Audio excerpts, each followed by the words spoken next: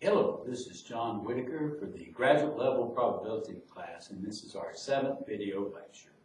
And today we're going to begin by looking at one last discrete type random variable. And then we're going to move on to continuous random variables and talk about expected values of them, the probability density function that's associated to them, as opposed to the probability mass function associated to a discrete random variable. We're also going to be talking about the variance, and we'll do one specific type of continuous random variable. We'll take a look at it and its characteristics, and that is a uniformly distributed random variable. Okay, that having been said, let's go ahead and hit that last discrete random variable. So as a definition, let's suppose a Bernoulli experiment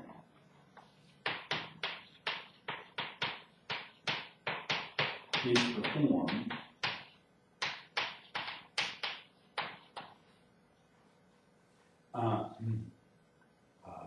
independent times in independent times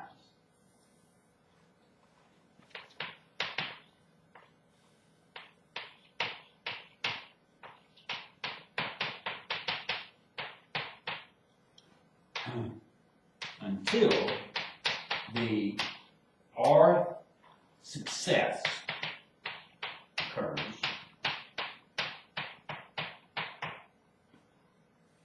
where the probability of success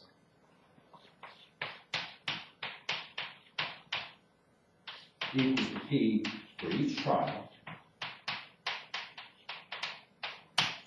We're going to let X count the number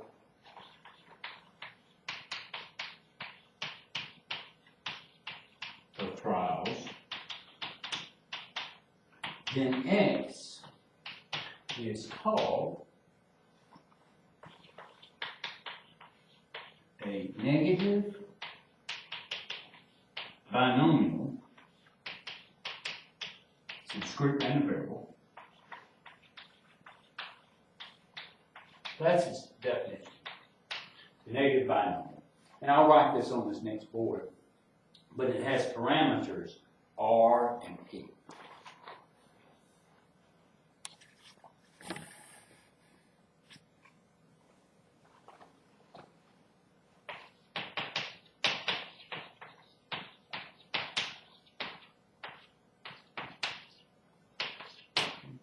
So for a negative binomial, what you do is you keep doing the experiment, not until you get the first success, that's a geometric, until you get the rth success, the 20th success, you keep doing the experiment.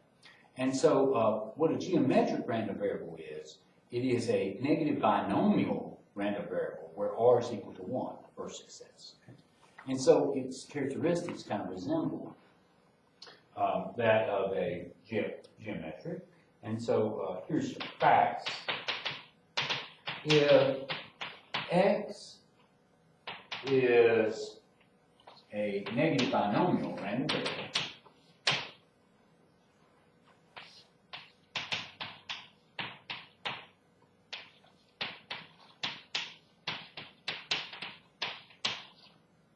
with parameters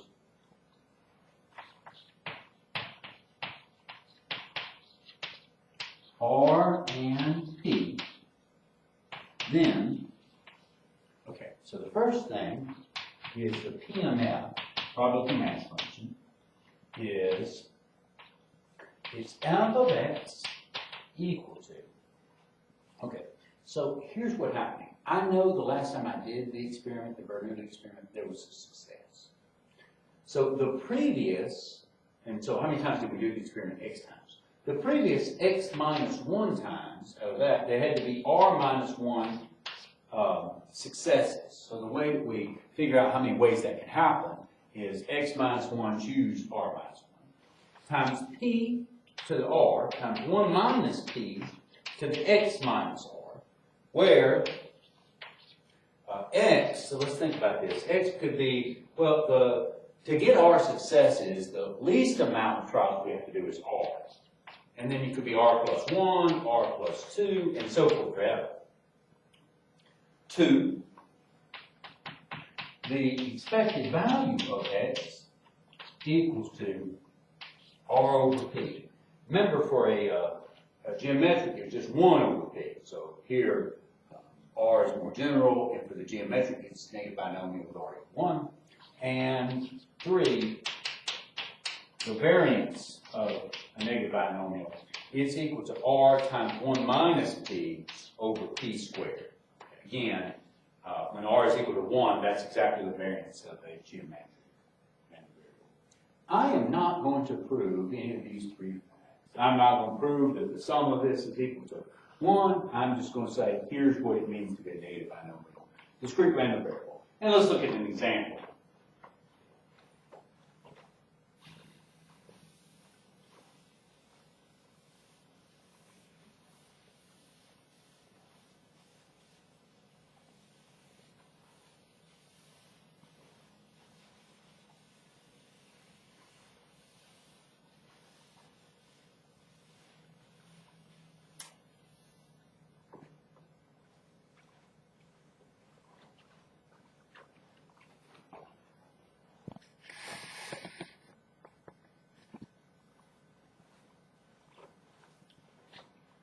Okay, so as an example, let's say a card is selected at random from a well-shuffled deck.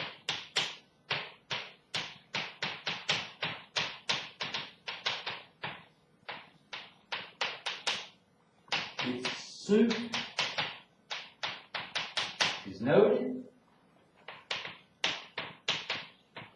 The card is returned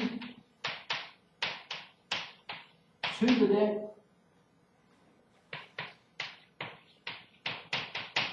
The deck is reshuffled.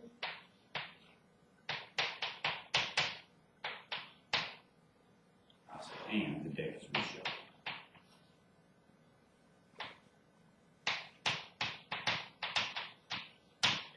This process is done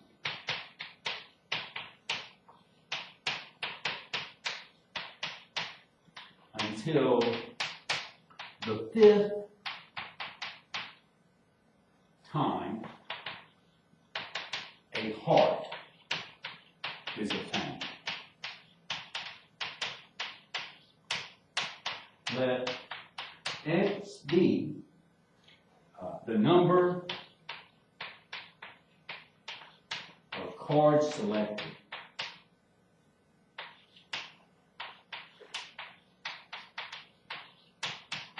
Then x is a negative binomial random variable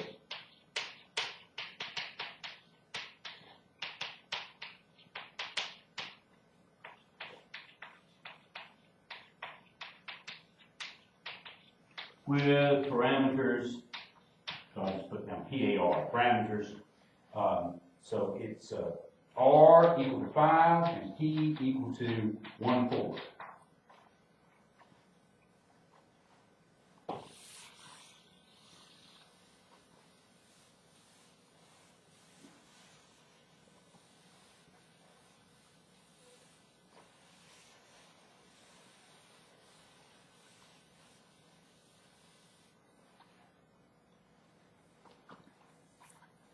Okay, let us write up the particulars for this example random variable. So the PMF, probably mass function, of x is, okay, so it's f of x equal to x minus 1, choose r minus 1. R is 5, so r minus 1 is 4. P, which is 1/4, raised to the r, that's 5, times 3/4 raised to the x minus 5, where r is equal to, x is equal to r here is 5. So 5, 6, 7, forever. The expected value of x is equal to r over p, which in this case is 5 over 1/4, which equals to 20. The variance of x, what's that? The variance of x is r times 1 minus p all over p squared. That's equal to 5 times 3/4 times 1/4 to b squared. So that's 16, that's 12. It ends up being 5 times 12, and that's 60. That's what we get. Well, that's all I wanted to say about discrete random variables. And so now I want to move on to continuous random variables.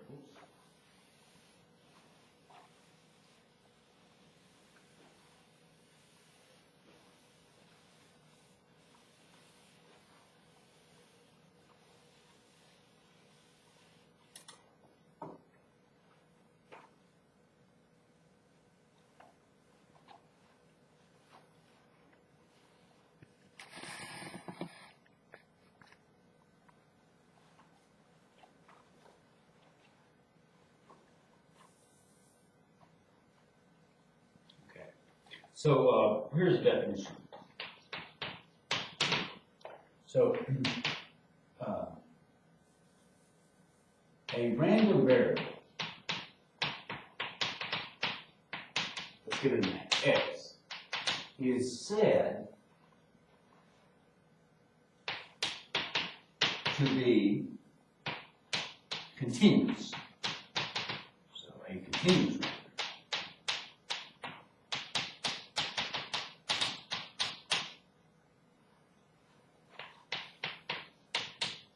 That's what we say. Continuous random variable. If there exists a function, I'll call it f of little x, such that for each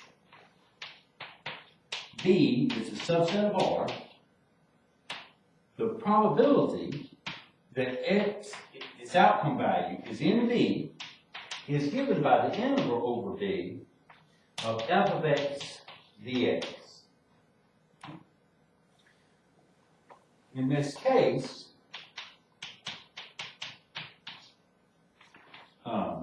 f of x is called the probability density function. That's the PDF of x.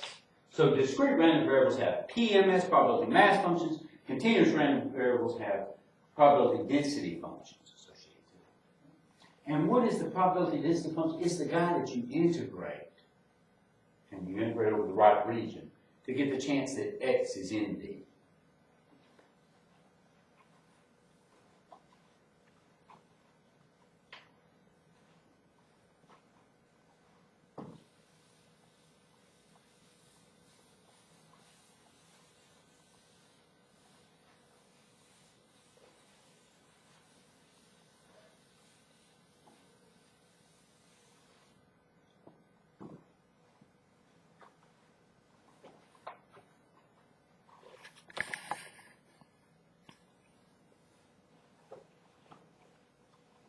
Okay, we had facts for the probability mass function. I'm going to list some facts for the probability density function.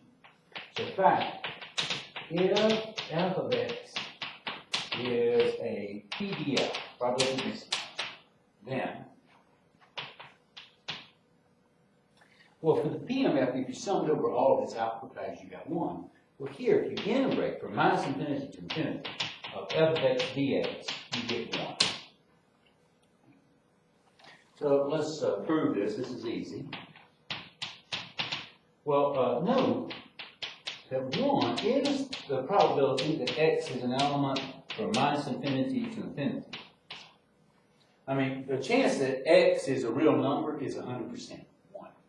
But by definition of the PDF, I should say, the PDF for a continuous random variable is the guy that you integrate over. It's the guy that you integrate. And you integrate over the set that you're curious if x is in. So here this is from minus infinity to infinity. And so yes, the integral from minus infinity to infinity of f of x dx does indeed equal to 1. Here's a fact, some facts. If f of x is a PDF of a continuous random variable,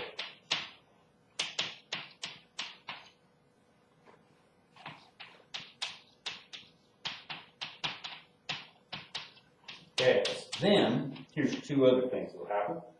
One is that the probability that a is less than or equal to x is less than or equal to b, well, that is equal to the integral from a to b of f of x dx. And that's true because of the definition of a continuous random variable. It's got this associated PDF, and you want to know the probability x is in some set. Well, a to b, that's the closed interval from a to b. If you're curious if x is in there, well, you just integrate with that closed interval from a to b. That's exactly what we have here.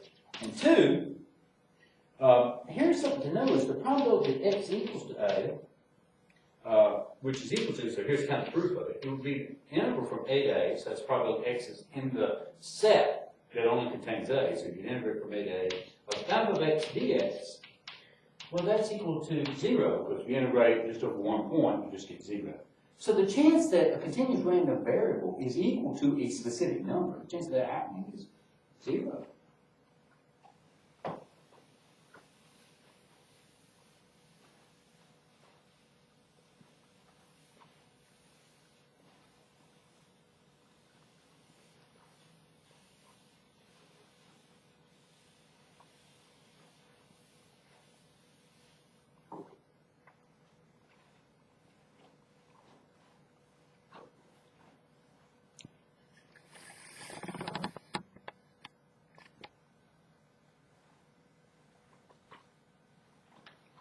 Okay. So let's look at an example. So this is an example we looked at before. So a person will arrive at a bus stop at some time between 5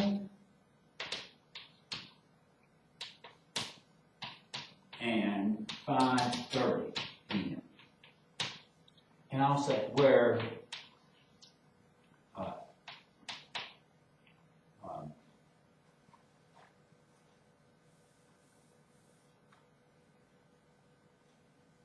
here it goes. Where any span of time,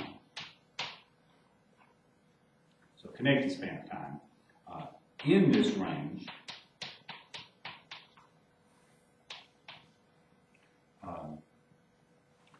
so I guess I should say for any in this range, the probability the person shows up in that time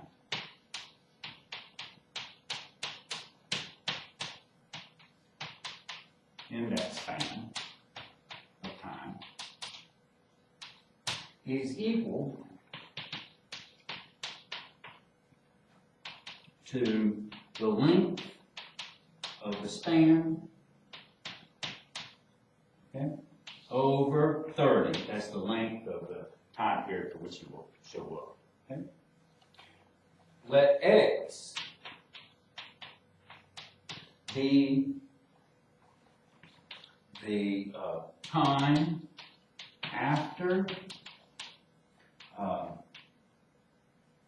5 that the person arrived.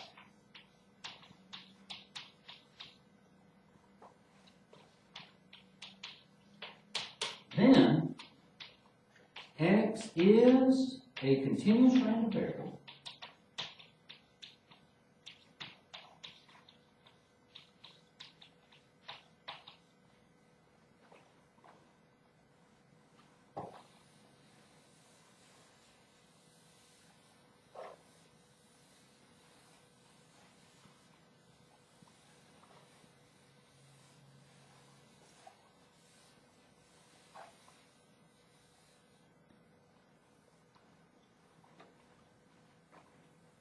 And what's its PDF? Well, that's what I'm going to write down on the board next.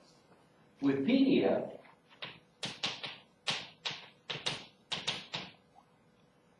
okay, alpha of x is equal to, turns out it's 1 over 30 if x is sandwiched in between 0 and 30, and it's 0 otherwise.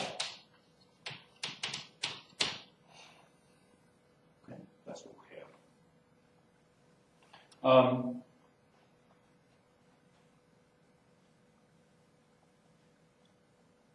The next thing that I want to talk about, that was an example of a continuous random variable, and this is its PDF.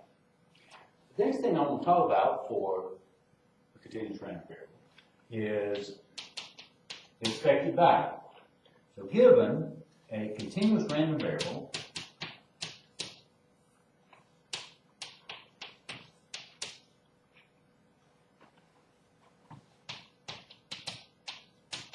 x, the expected value of x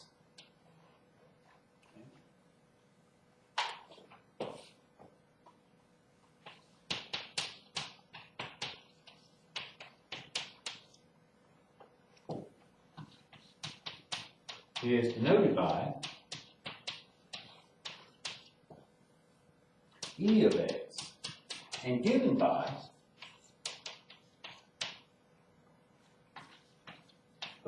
expected value of x is equal to the integral from minus infinity to infinity of x times f of x dx, where f of x is the, right here, is the PDF of x.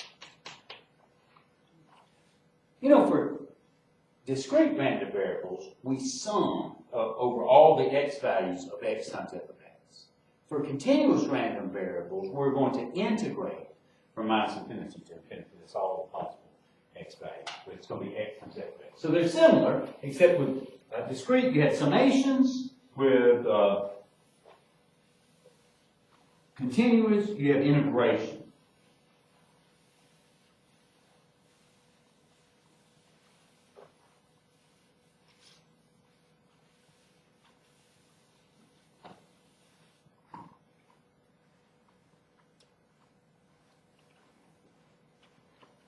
Okay. Let us look at that bus stop example again and find its expected value.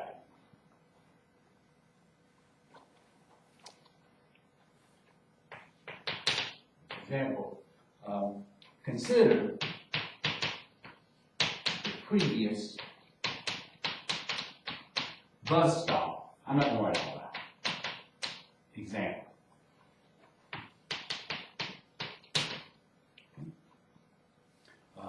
Where x is the amount of time after 5 o'clock the person shows up, and everything's equally likely in terms of when he show up.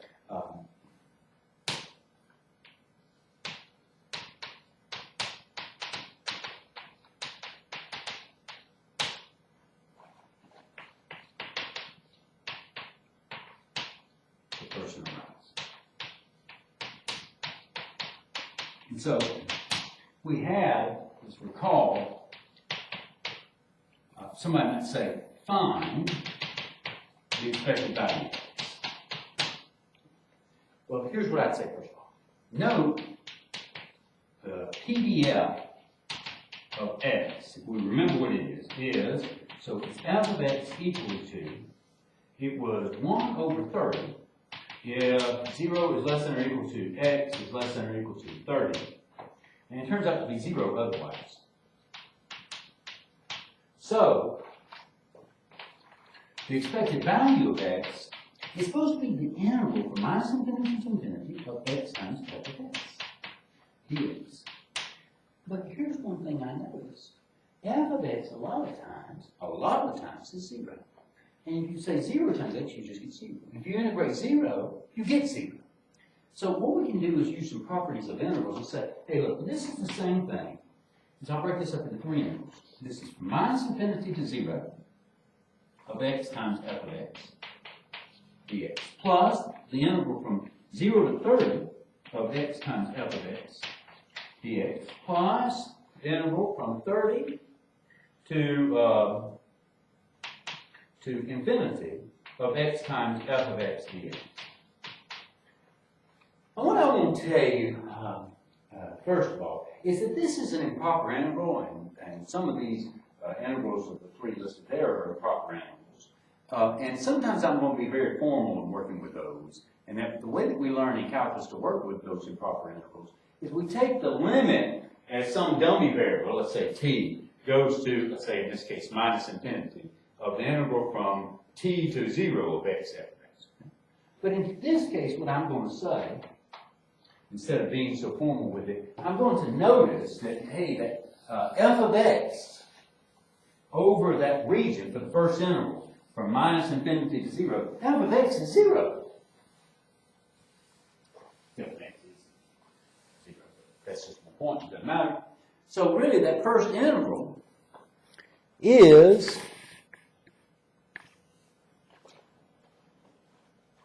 the interval from minus infinity to 0 of 0, because it's x times 0, dx, plus the interval from 0 to 30 of, this was x times 1 over 30, because 1 over 30 is what f of x is, dx, in that region, plus, again, from 30 to infinity, it's x times f of x is 0, so it's just 0, dx.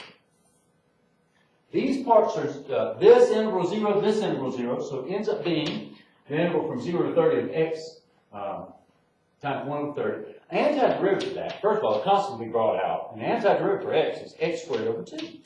So I have to evaluate that using the fundamental theorem of calculus at 30 and subtract from what I get when I evaluate it 0. Well, when I evaluate it 0, I'm going to get 0. X squared, 0 squared, 0. Okay. So all I'm going to do is figure out what I get when I get 30 here.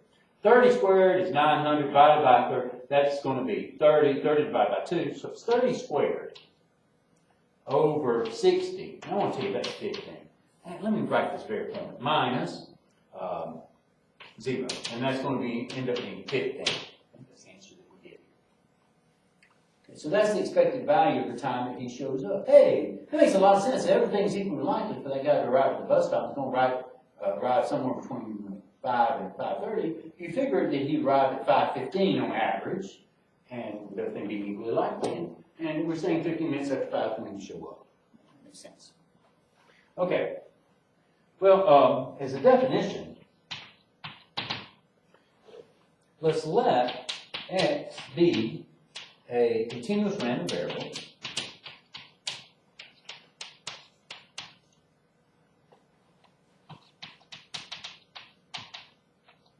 and g of x be a function of x.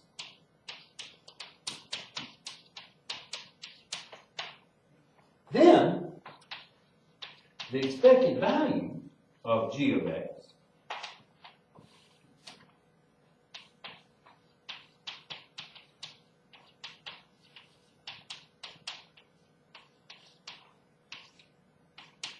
is, so it's denoted by e of g of x,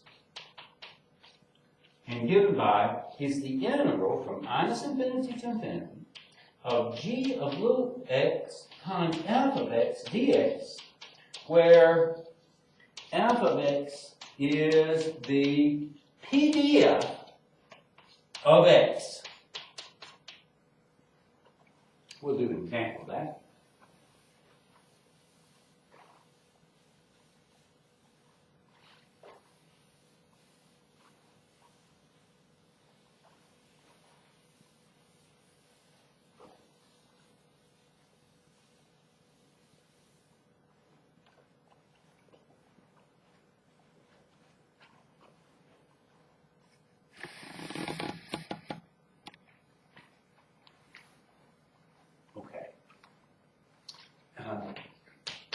example, consider the previous bus stop example.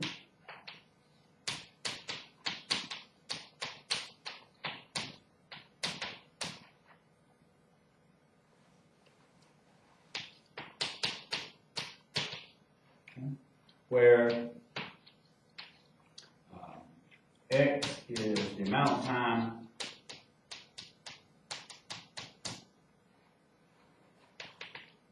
after 5 p.m.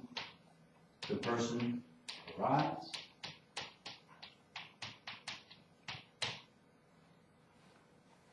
Okay.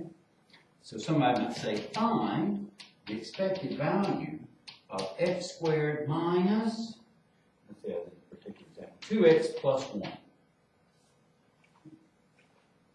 Okay, so that's what I'm looking at. Okay, well, here's the answer. Well, the expected value of x squared minus 2x plus 1 is equal to the interval from minus infinity to infinity. This is a function, this expected value function of x. The g of x is x squared minus 2x plus 1. So it's x squared minus 2x plus 1 times f of x, the PDF dx. Now remember, this f of x, the PDF, was often 0. So where isn't it 0? It's not 0 in between 0 and 30. And where it is 0, that interval is going to be equal to 0. So I'm just going to say this is equal to the interval from 0 to 30 of x squared minus 2x plus 1 times 1 over 30 dx. So I skipped some steps there, if you will. And so here, this ends up, you can pull out the constant, so it's 1 over 30. Antiderivative of x squared is x to the third over 3 minus 2 times x squared over 2. So you just get x squared and then plus x, and you need to evaluate that from 0 to 30. Again, when you stick in 0, you get nothing. What do you get when you stick in 30?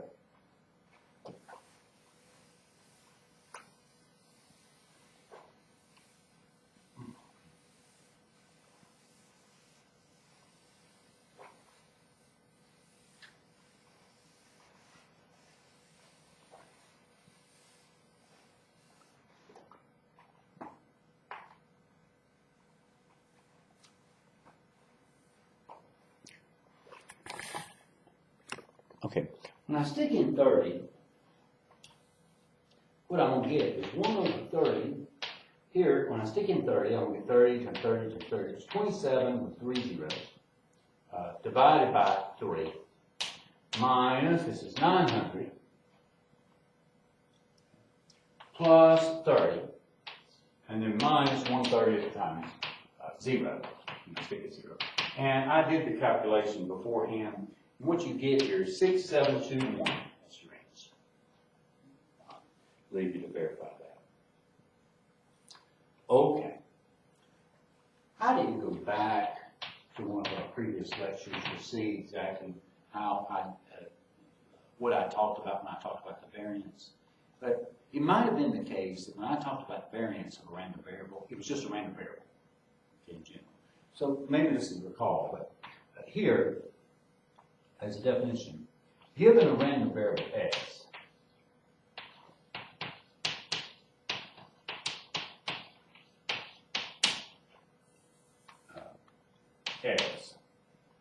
the variance of x is denoted by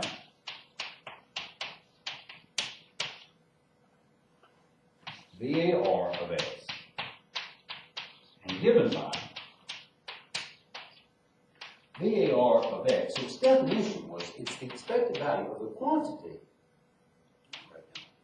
x minus the expected value of x to be squared. That's what it is. Now we had a fact for the variance of a discrete random variable. And it turns out it was a formula fact. It turns out that same formula is true for continuous random variables. So as a fact, if x is a continuous random variable,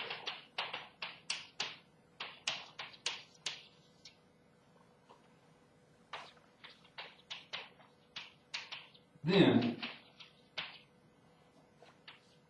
the variance of x is equal to the expected value of x squared minus the expected value of x to b squared.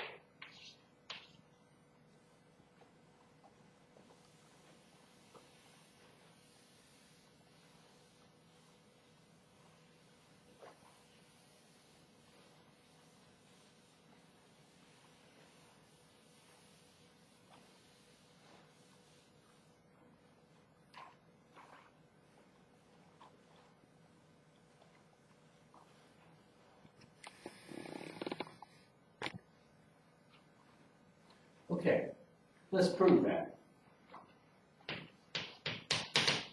So as a proof, let's let x be a continuous random variable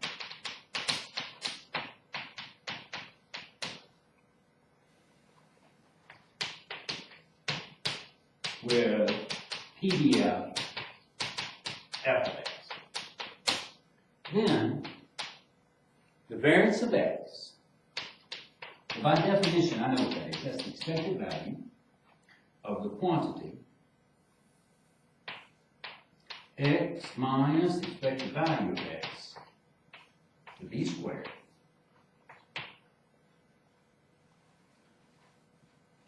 which is equal to, well, that's the expected value. If I multiply this out, this would be x squared minus, multiply these together, double it, so it's 2x times the expected value of x. The expected value of x is a number here. And then this will be plus the expected value of x to b squared. Now, we're talking about functions of continuous random variables, so I have a definition of how to handle the expected value of that. It's equal to the interval from minus infinity to infinity of x squared minus 2x times the expected value of x plus the expected value of x to b squared times f of x dx. Okay. Now, we can distribute that f of x, that's what I'll do.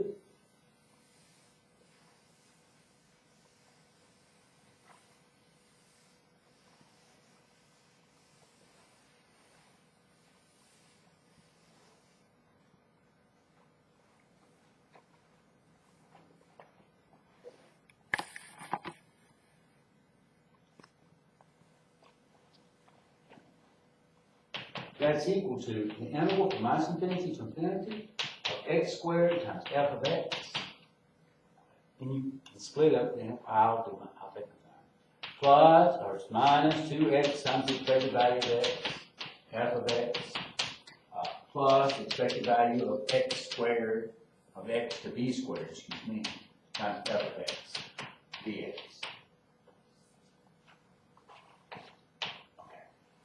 And now you can break up the integral of an expression in integral of an addition or subtraction as a subtraction or addition of integrals. And so this is integral from minus infinity to infinity of x squared f of x dx minus the integral from minus infinity to infinity 2x expected value of x f of x dx plus the integral from minus infinity to infinity of the expected value of x to b squared times f of x dx. This first integral, by definition of the expected value of g of x, is here g of x is x squared. So this is nothing more than the expected value of x squared. Let's do this part of our thing. Here, the 2 and the expected value of x are constant, so I pull them out of the integral. I'm left with the integral from minus infinity to infinity of x times f of x dx. Plus, again, the expected value of x is a constant. When it's squared, it's still a constant. So this is the expected value of x to b squared times the integral from minus infinity to infinity of f of x dx.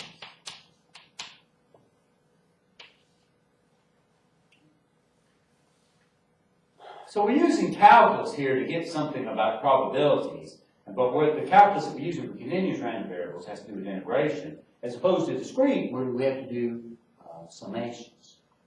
Well, anyway, this expected value of x squared minus 2 times the expected value of x. This integral of x times f of x dx, well, that's nothing more than the expected value of x. Plus, this is the expected value of x to b squared. And the integral of a PDF over minus infinity to infinity, one of the facts about the integral of a PDF, one of the facts about a PDF is that integral is equal to 1. So it's 1 times this guy. Okay. This is equal to the expected value of x squared minus 2 times the expected value of x. Well, the expected value of x times the expected value of x, the expected value of x to be squared, plus the expected value of x to be squared. And so that's equal to the expected value of x squared minus the expected value of x to b squared. So that is the proof. That's what we're trying to get to. Okay.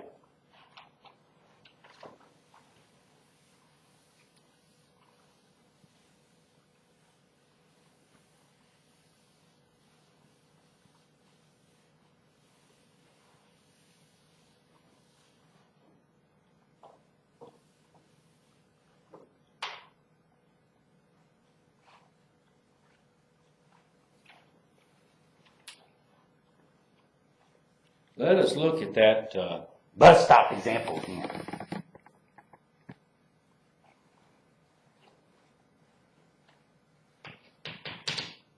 So here's the, consider the previous bus stop example.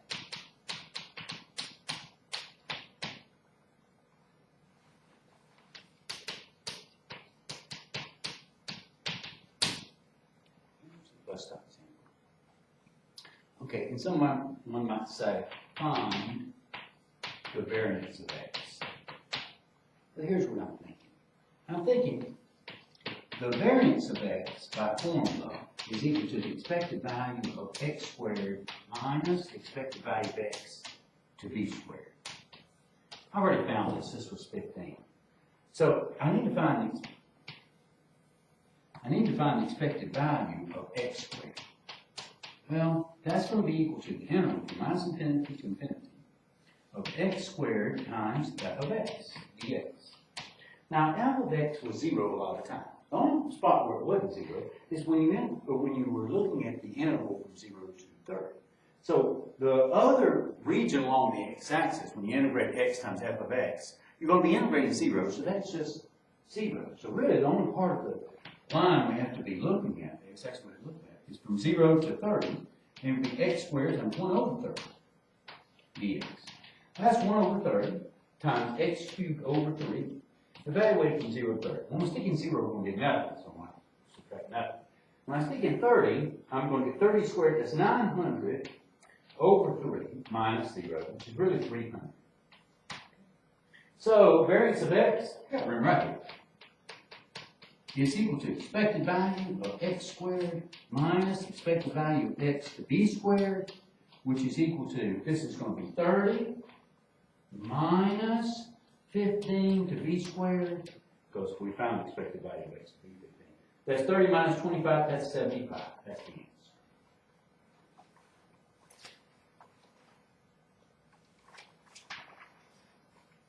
Okay, I want to conclude. So the last part of this video lecture, we'll be looking at a specific continuous random variable.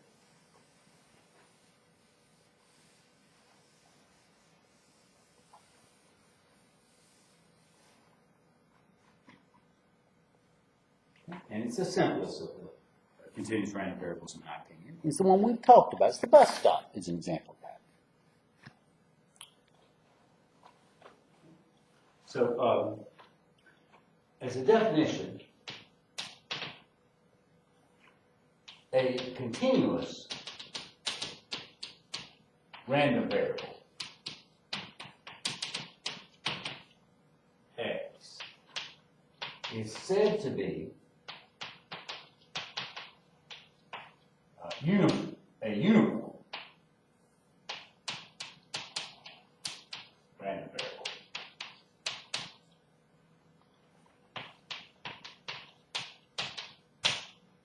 if the PDF of x is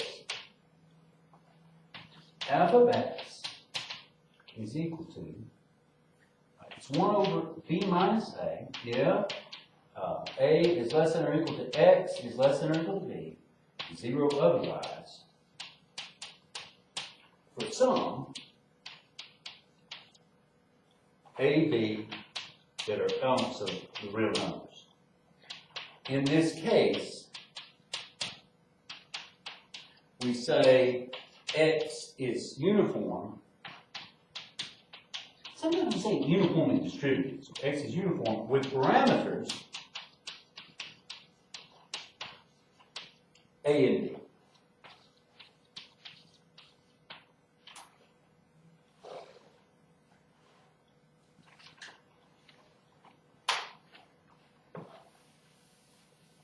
Bus stop is one of those examples.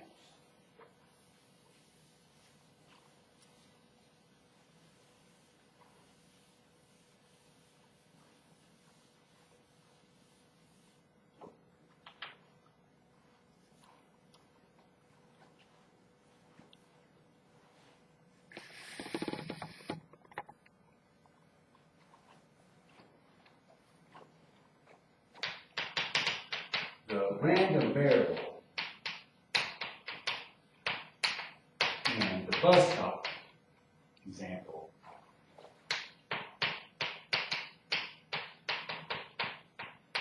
is a uniformly distributed random variable.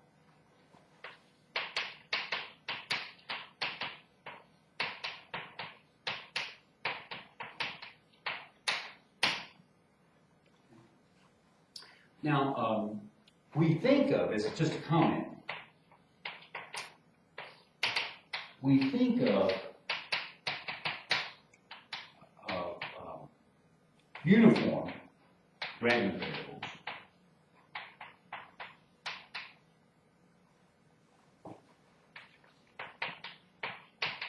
as random variables occurring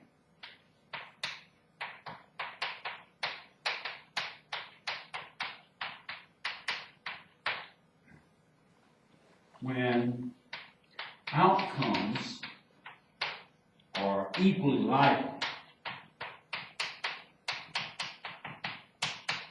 So I'll put that in quotes. Okay? So what I mean is everything will be the same width, if you will, length, or equally likely. Same. Well, let us look at some specific characteristics of a uniform distributed random variable. Namely, we've looked at its PDF, but what the last two things? What is its expected value in general, and what is its variance in general? And that's what we'll conclude with once we get these two things done. That'll be it.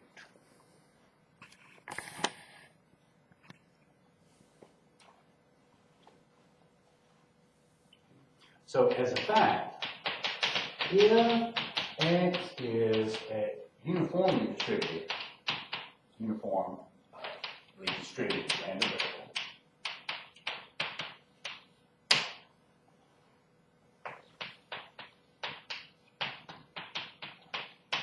with parameters a and b,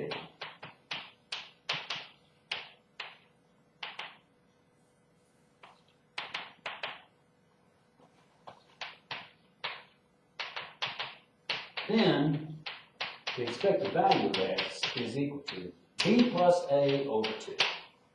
Let's do the proof of this. Not so hard. So let x be uniform with parameters a and b.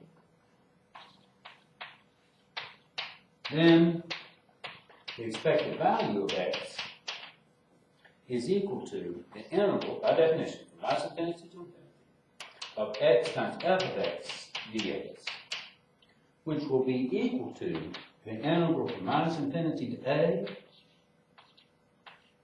of x times 0 dx, because from minus infinity to a, the f of x, the PDF is defined as 0, plus the integral from a to b of x times 1 over b minus a, f of x, dx. Because f of x is defined over a to be 1 over b minus a, plus the integral from b to infinity of x times 0 dx. So just this middle integral is anything that gives us non-zero.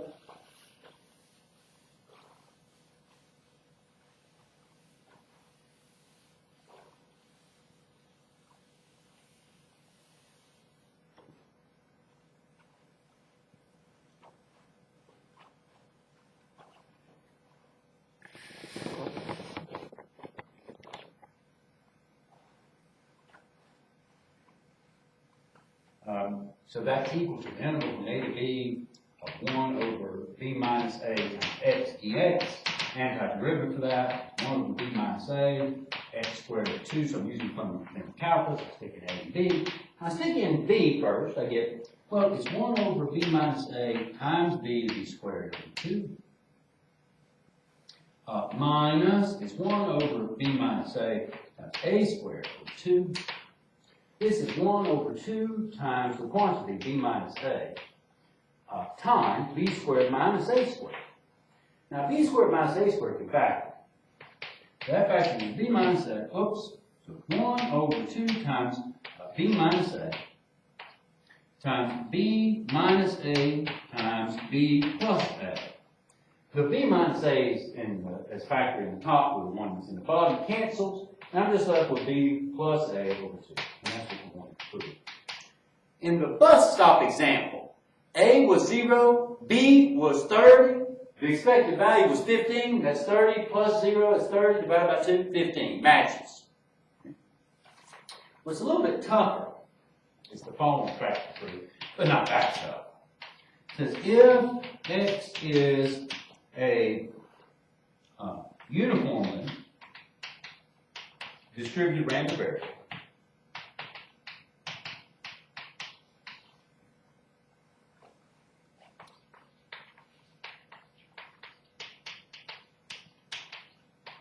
with parameters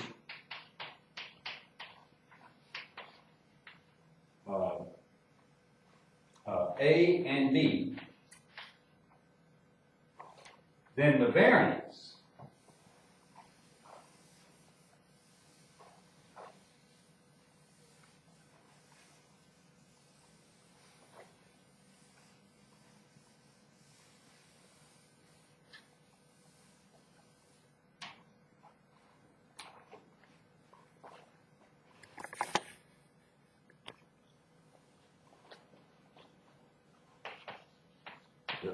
of x is equal to, well, it turns out it's b minus a to b squared over 12. Let's check that out. So here's the proof. We'll let x be uniformly distributed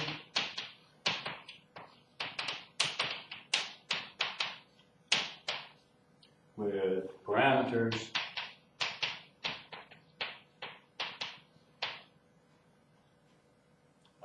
a and b. Then, by formula, the variance of x is equal to the expected value of x squared minus the expected value of x to b squared. I know what this last part is, so we've got to figure out what the expected value of x squared is. So the expected value of x squared, that's equal to, well, it'd be the integral from minus infinity to infinity of x squared times f of x dx, which is equal to, well, f of x is often 0, so it's really only the part of the line from minus infinity to infinity where we're getting non-zero.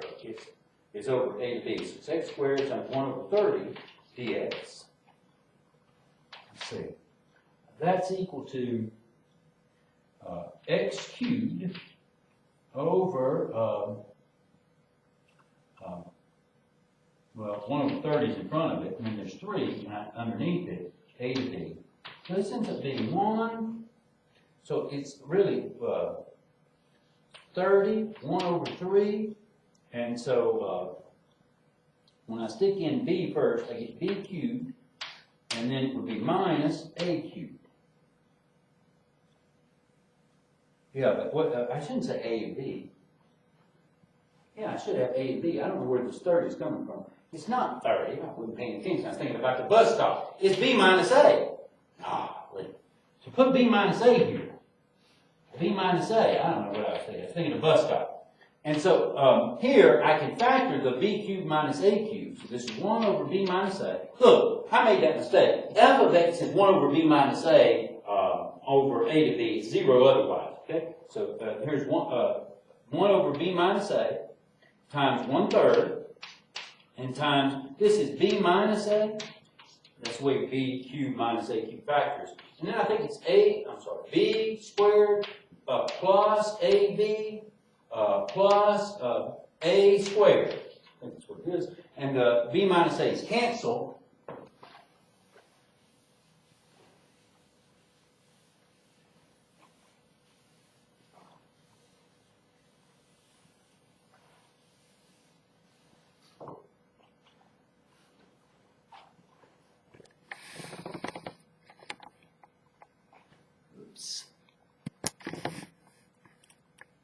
Okay. The b minus a is canceled. And so when they do, we're left with 1 over 3. And here, well, I guess the top. We have b squared is plus ab plus a squared over 3. That's what I got. So, one more time. The variance of x is equal to the expected value of x squared minus the expected value of x to b squared. And that is equal to this b squared plus ab plus a squared over 3, and then minus, so the expected value of x was b plus a, so b plus a to b squared over 2, so when you square that you get 4. Common denominator here is 12. So this ends up being 4b squared plus 4ab plus 4a squared minus, it would be 3b squared minus, it would be 6, because it would be 3 times 2ab, and then it would be, then I have to multiply by 3, so minus 3a squared all over 12. That's equal to, so here we have 4b squared minus 3b squared, that's b squared. Here I have 4ab minus 6ab, that's a minus 2ab. And then I have 4a squared minus 3a squared, that's a minus a squared. All over, it's a plus a squared, I should say, all over 12. Look, I'm going to finish it up right there. The top factors, how does it factor? It factors it b minus a to b squared over 12. And that's what we're trying to do. So that ends this proof, and that's going to end the day for me. Thank you very much for your time and patience.